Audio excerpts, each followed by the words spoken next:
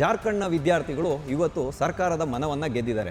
ಆದರೆ ರಾಹುಲ್ ಗಾಂಧಿ ಅವರು ಇವಾಗ ವಿದ್ಯಾರ್ಥಿಗಳು ಎಲ್ಲಿ ಗೆದ್ಬಿಡ್ತಾರೋ ನನ್ನ ಮೇಲೆ ಒಂದು ಕಪ್ಪು ಚುಕ್ಕೆ ಬರುತ್ತೋ ಅಂತ ಒಂದೇ ಒಂದು ವಾಕ್ಯ ಹೇಳಿ ಮೆಲ್ಲಗೆ ನುಂಚ್ಕೊಂಡ್ಬಿಟ್ಟಿದ್ದಾರೆ. ರಾಹುಲ್ ಗಾಂಧಿ ಅವರು ಹೇಳ್ತಾ ಇರತಕ್ಕಂಥದ್ದು ವ್ಯವಸ್ಥೆಯ ಬದಲಾವಣೆ ಏನು ಅಂತಂದರೆ ಶಿಕ್ಷಣ ವ್ಯವಸ್ಥೆಯಲ್ಲಿ ಬದಲಾವಣೆ ಆಗಬೇಕು ಅಂತಲ್ಲ.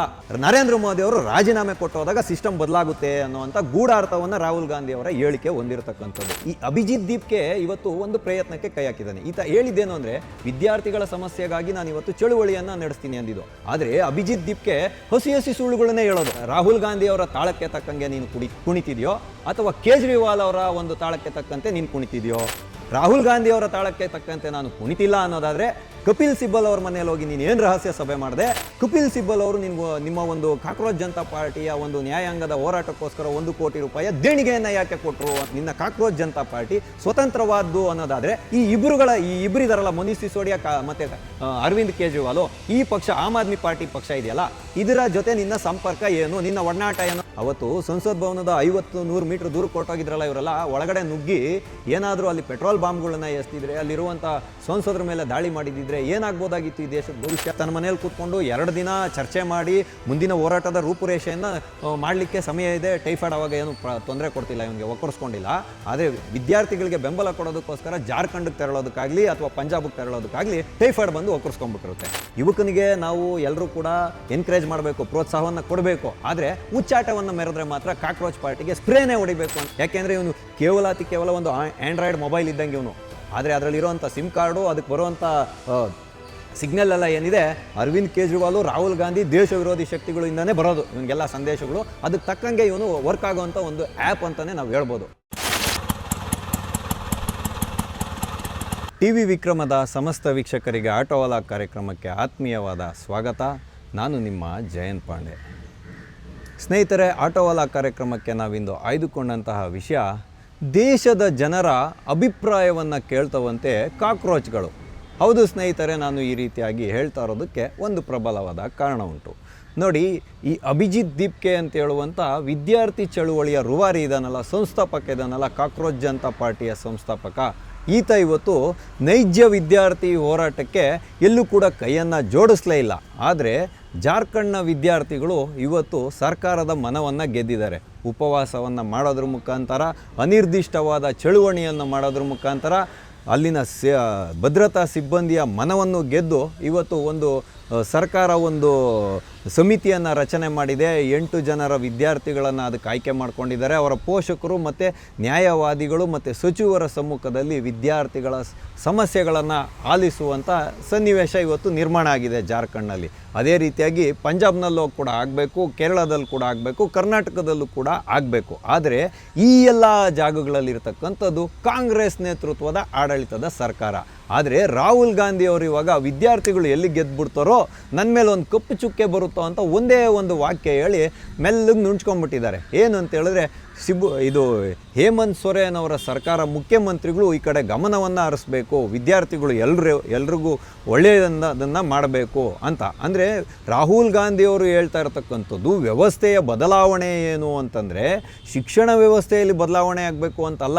ಸಿಸ್ಟಮ್ ಮೇ ಬದಲಾವಲಾನಾ ಹೇ ಅಂದರೆ ಏನು ಅಂದರೆ, ಸಿಸ್ಟಮ್ ಅಂದರೆ ಸರ್ಕಾರದಲ್ಲೇ ಬದಲಾವಣೆ ಆಗಬೇಕು. ಸರ್ಕಾರದಲ್ಲಿ ಯಾವ ರೀತಿಯಾಗಿ ಬದಲಾವಣೆ ಆಗಬೇಕು ಅಂದರೆ ನರೇಂದ್ರ ಮೋದಿ ಅವರು ರಾಜೀನಾಮೆ ಕೊಟ್ಟೋದಾಗ ಸಿಸ್ಟಮ್ ಬದಲಾಗುತ್ತೆ ಅನ್ನೋವಂಥ ಗೂಢಾರ್ಥವನ್ನು ರಾಹುಲ್ ಗಾಂಧಿ ಅವರ ಹೇಳಿಕೆ ಹೊಂದಿರತಕ್ಕಂಥದ್ದು.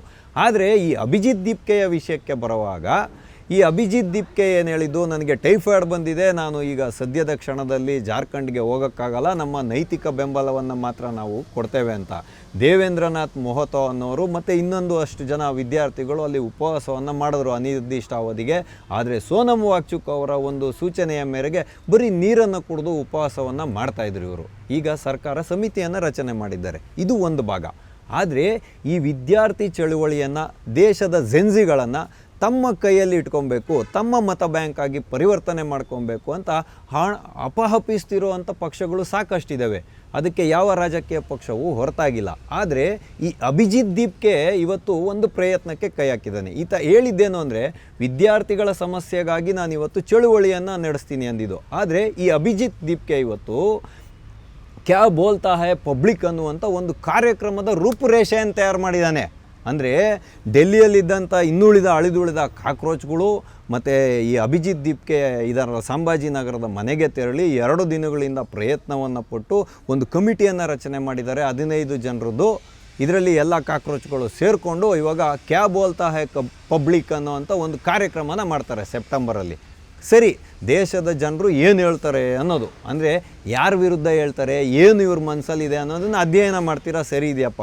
ಆದರೆ ಅಭಿಜಿತ್ ದೀಪ್ಗೆ ಹಸಿ ಸುಳ್ಳುಗಳನ್ನೇ ಹೇಳೋದು. ಯಾಕೆಂದರೆ ಈತನ ಒಂದು ಆರ್ಥಿಕ ಮೂಲಗಳ ಬಗ್ಗೆನೇ ಇವತ್ತು ವಿವಾದಗಳೆದ್ದಿದೆ. ಇದ್ರ ಬಗ್ಗೆ ತನಿಖೆ ಆಗಬೇಕು, CBIನ ತನಿಖೆ ಆಗಬೇಕು, EDಯ ತನಿಖೆ ಆಗಬೇಕು. ಆದರೆ ಈತ ವಿದ್ಯಾರ್ಥಿಗಳ ಒಂದು ಯುವಕರ ಸಮಸ್ಯೆಗಳಿಗೆ ಸ್ಪಂದಿಸ್ತೀನಿ ಅಂತ ಹೇಳಿದ್ನಲ್ಲ, ಆದರೆ ಇವತ್ತು ದೇಶದ ಸ್ವಾಯತ್ತ ಸಂಸ್ಥೆಗಳ ವಿರುದ್ಧ ಇಲ್ಲ ಸಲ್ಲದಂಥ ಆರೋಪಗಳನ್ನು ಮಾಡೋದ್ರ ಮುಖಾಂತರ, ಅಂದರೆ ED ಇರ್ಬೋದು, CBI ಇರ್ಬೋದು, ಚುನಾವಣಾ ಆಯೋಗ ಇರ್ಬೋದು, ಇದ್ರ ಮೇಲೆಲ್ಲ ಗೂಬೆಯನ್ನು ಕೂರಿಸುವಂಥ ಕೆಲಸವನ್ನು ಮಾಡುವಂಥ ಪ್ರಯತ್ನಕ್ಕೆ ಈತ ಕೈ ಹಾಕ್ತಾ ಇದ್ದಾನೆ. ಅಲ್ಲಪ್ಪ ಅಭಿಜಿತ್ ದೀಪ್ಗೆ, ನೀನು ಮಹಾನ್ ನಾಯಕ ಅಂತ ತಿಳ್ಕೊಂಬಿಟ್ಟಿದ್ಯಾ? ಈ ದೇಶದಲ್ಲಿ ಸಾಕಷ್ಟು ಜನ ನಾಯಕರು ಆಗಿ ಹೋಗಿದ್ದಾರೆ, ಅದರಲ್ಲಿ ನೀನು ಒಬ್ಬ ಅಷ್ಟೇ.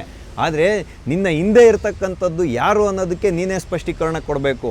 ಒಂದು ಪ್ರಶ್ನೆ, 2 ಪ್ರಶ್ನೆ ಇದೆ ಅಭಿಜಿತ್ ದೀಪ್ಗೆ ಮುಂದೆ.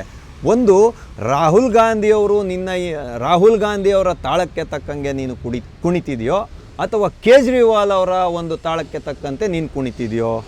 ರಾಹುಲ್ ಗಾಂಧಿಯವರ ತಾಳಕ್ಕೆ ತಕ್ಕಂತೆ ನಾನು ಕುಣಿತಿಲ್ಲ ಅನ್ನೋದಾದರೆ ಕಪಿಲ್ ಸಿಬ್ಬಲ್ ಅವ್ರ ಮನೆಯಲ್ಲಿ ಹೋಗಿ ನೀನು ಏನು ರಹಸ್ಯ ಸಭೆ ಮಾಡಿದೆ, ನ್ಯಾಯಾಂಗ ವ್ಯವಸ್ಥೆ ಒಳಗಡೆ ಬೆಂಬಲವನ್ನು ಕೊಡೋದಕ್ಕೆ, ಮಾರ್ಗದರ್ಶನ ಕೊಡೋದಕ್ಕೆ ಕಪಿಲ್ ಸಿಬ್ಬಲ್ ಅವ್ರ ಜೊತೆಯಲ್ಲಿ ಏನಕ್ಕೋಸ್ಕರ ಒಪ್ಪಂದ ಮಾಡ್ಕೊಂಡೆ?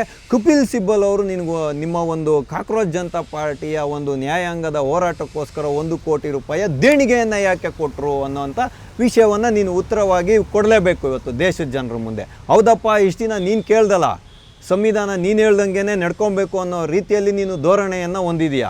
ಹಸಿ ಸುಳ್ಳುಗಳನ್ನು ಹೇಳ್ತೀಯ. 2ನೇ ಪ್ರಶ್ನೆ ಏನು ಅಂದರೆ, ಅರವಿಂದ್ ಕೇಜ್ರಿವಾಲ್ ಅವರ ತಾಳಕ್ಕೆ ತಕ್ಕಂಗೆ ನೀನು ಕುಣಿತೀಯ ಅನ್ನೋದಾದರೆ ಕಾಂಗ್ರೆಸ್ ಪಕ್ಷದ ಜೊತೆಯಲ್ಲಿ ನಿನ್ನ ಒಡನಾಟ ಏನು ಅನ್ನೋದಕ್ಕೂ ಕೂಡ ನೀನು ಇವತ್ತು ಉತ್ತರವನ್ನು ಹೇಳಬೇಕು. ಇಲ್ಲ ನಿನ್ನ ಚಳುವಳಿ, ನಿನ್ನ ಕಾಕ್ರೋಚ್ ಜನತಾ ಪಾರ್ಟಿ ಸ್ವತಂತ್ರವಾದ್ದು ಅನ್ನೋದಾದರೆ ಈ ಇಬ್ಬರಿದಾರಲ್ಲ, ಮನೀಶ್ ಸಿಸೋಡಿಯಾ ಮತ್ತು ಅರವಿಂದ್ ಕೇಜ್ರಿವಾಲು, ಈ ಪಕ್ಷ ಆಮ್ ಆದ್ಮಿ ಪಾರ್ಟಿ ಪಕ್ಷ ಇದೆಯಲ್ಲ, ಇದರ ಜೊತೆ ನಿನ್ನ ಸಂಪರ್ಕ ಏನು, ನಿನ್ನ ಒಡನಾಟ ಏನು ಅನ್ನೋದಕ್ಕೆ ನೀನು ಉತ್ತರ ಹೇಳಲೇಬೇಕು. ಆವಾಗ ಪಬ್ಲಿಕ್ಕು ಏನು ಹೇಳಬೇಕು ಅನ್ನೋದನ್ನು ಪಬ್ಲಿಕ್ಕು ಡಿಸೈಡ್ ಮಾಡ್ತಾರೆ ಅಂತ ಹೇಳ್ತಕ್ಕಂಥದ್ದು ಇಲ್ಲಿರುವಂಥ ಉದ್ದೇಶ.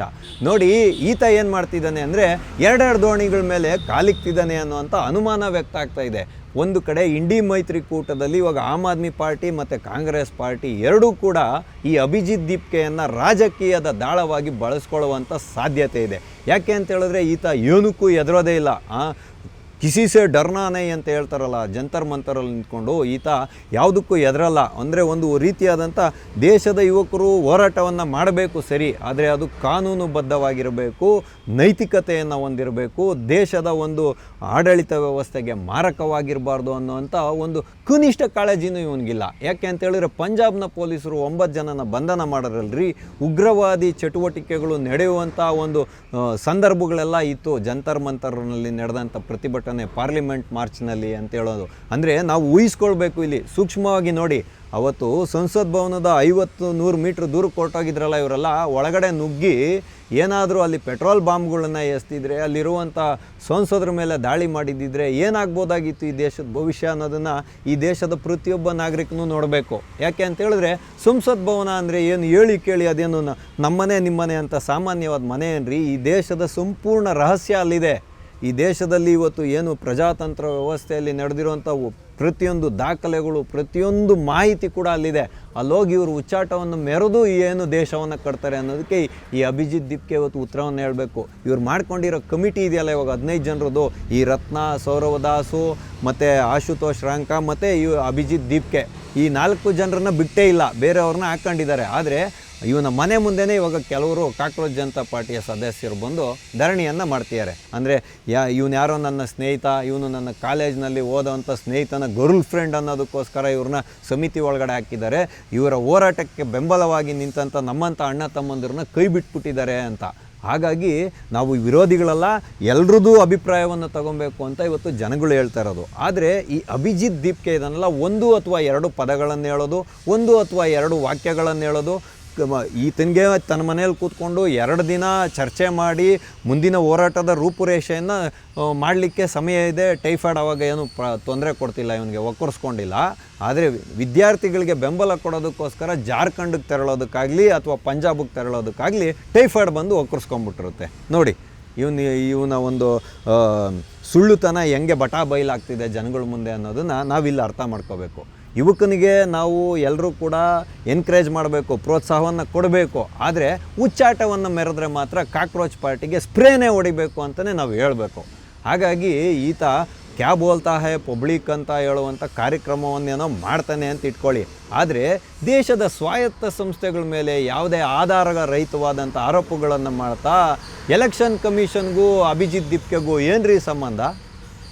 ಅಂದರೆ ಇದು BJPಯ ಅಣತಿಯ ಮೇರೆಗೆ ಅಂದರೆ ಇವತ್ತು ಚುನಾವಣೆಗಳನ್ನ ಗೆಲ್ತಿದೆ ಅನ್ನೋ ರೀತಿಯಲ್ಲಿ ಈತ ಆರೋಪ ಮಾಡ್ತಾನೆ. ಅಂದರೆ ಯಾರದ್ದೋ ಒಂದು ಆಜ್ಞೆಯ ಮೇಲೆ ಎಲೆಕ್ಷನ್ ಕಮಿಷನ್ ನಡ್ಕೊಳ್ತಿದೆ ಅನ್ನೋ ರೀತಿಯಲ್ಲಿ ಈತ ರಾಹುಲ್ ಗಾಂಧಿ ಥರನೇ ಯಥಾವತ್ತಾಗಿ ಆರೋಪಗಳನ್ನ ಮಾಡ್ತೀಯಾನೆ. ಅದಕ್ಕೇ ಇಲ್ಲಿ ಅನುಮಾನ ವ್ಯಕ್ತ ಆಗ್ತಾ ಇರ್ತಕ್ಕಂಥದ್ದು, ಈತ ರಾಹುಲ್ ಗಾಂಧಿಯ ಒಂದು ತಾಳಕ್ಕೆ ತಕ್ಕಂಗೆ ಕುಣಿತಿದ್ದಾನೋ, ವಿದೇಶಿ ದೇಶ ವಿರೋಧಿ ಶಕ್ತಿಗಳ ತಾಳಕ್ಕೆ ತಕ್ಕಂಗೆ ಇವನು ಕುಣಿತಿದ್ದಾನೋ, ಅಥವಾ ಮನೀಶ್ ಸಿಸೋಡಿಯಾ ಮತ್ತು ಅರವಿಂದ್ ಕೇಜ್ರಿವಾಲ್ ಅವರ ತಾಳಕ್ಕೆ ತಕ್ಕಂಗೆ ಕುಣಿತಿದ್ದಾನೋ ಅಂತ.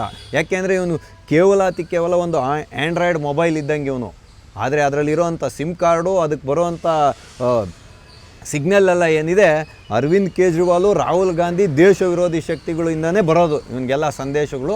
ಅದಕ್ಕೆ ತಕ್ಕಂಗೆ ಇವನು ವರ್ಕ್ ಆಗೋವಂಥ ಒಂದು ಆ್ಯಪ್ ಅಂತಲೇ ನಾವು ಹೇಳ್ಬೋದು. ಹಾಗಾಗಿ ಈ ಕಾಕ್ರೋಚನ್ನ ಮಾಡಲಿ ಹೋರಾಟ, ಇವನ ಹೋರಾಟ ನೈತಿಕವಾಗಿದ್ದರೆ ಮಾತ್ರ ದೇಶದ ಜನರು ಬೆಂಬಲ ಕೊಡಬೇಕು. ಇಲ್ಲ ಅಂದರೆ ಇಟ್ಟು ಸ್ಪ್ರೇ ಅಂತಿದೆಯಲ್ಲ, ಅದನ್ನು ಹೊಡೆದು ಈ ಕಾಕ್ರೋಚ್ ಜನತಾ ಪಾರ್ಟಿನ ಮನೆಗೆ ಕಳಿಸ್ಬೇಕು. ಆದರೆ ಇವನು ಈ ಕ್ಯಾ ಬೋಲ್ತಾ ಹೈ ಪಬ್ಲಿಕ್, ಜನರು ಏನು ಹೇಳ್ತಾರೆ ಅನ್ನೋವಂಥ ಅಭಿಯಾನವನ್ನು ಶುರು ಮಾಡೋದಕ್ಕೆ ಮೊದಲು ಈತ ಯಾರ ತಾಳ ತಕ್ಕಕ್ಕೆ ಕುಣಿತಿದ್ದಾನೆ ಅನ್ನೋದಕ್ಕೆ ಸ್ಪಷ್ಟವಾದ ಉತ್ತರವನ್ನು ಭಾರತದ ಜನತೆಯ ಮುಂದೆ ಇಡಬೇಕು. ಇಟ್ಬಿಟ್ಟು ಇವನು ಹೋರಾಟವನ್ನು ಮಾಡಲಿ ಅಂತ ಹೇಳುವಂಥ ವಿಷಯದೊಂದಿಗೆ ಇಂದಿನ ಆಟೋವಾಲ ಕಾರ್ಯಕ್ರಮವನ್ನು ನಾವು ಮುಗಿಸ್ತಾ ಇದ್ದೇವೆ. ಮುಂದೆ ಇಂತಹದ್ದೇ ಒಂದು ಕುತೂಹಲಕಾರಿಯಾದ ವಿಷಯದೊಂದಿಗೆ ನಾವೆಲ್ಲರೂ ಮತ್ತೆ ಭೇಟಿಯಾಗೋಣ. ಅಲ್ಲಿವರೆಗೂ TV ವಿಕ್ರಮವನ್ನು ಸಬ್ಸ್ಕ್ರೈಬ್ ಮಾಡುವುದರ ಮುಖಾಂತರ, ನಿಮ್ಮ ಸದ್ವಿಚಾರಗಳನ್ನು ಕಾಮೆಂಟ್ ಮಾಡುವುದರ ಮುಖಾಂತರ ಹಾಗೂ ಶೇರ್ ಮಾಡುವುದರ ಮುಖಾಂತರ ನಮ್ಮನ್ನು ಪ್ರೋತ್ಸಾಹಿಸಿ. TV ವಿಕ್ರಮ, ದೇಶ ನಿಮ್ಮ ಕೈಯಲ್ಲಿ. ಈ ಕಾರ್ಯಕ್ರಮ ನಿಮಗೆ ಇಷ್ಟ ಆಗಿದ್ದಲ್ಲಿ ಲೈಕ್, ಶೇರ್ ಹಾಗೂ ಕಮೆಂಟ್ ಮಾಡಿ. TV ವಿಕ್ರಮದ ಕಾರ್ಯಕ್ರಮಗಳನ್ನು ನಿರಂತರವಾಗಿ ವೀಕ್ಷಿಸಲು ಸಬ್ಸ್ಕ್ರೈಬ್ ಮಾಡಿ, ಬೆಲ್ ಐಕನ್ ಒತ್ತಿ.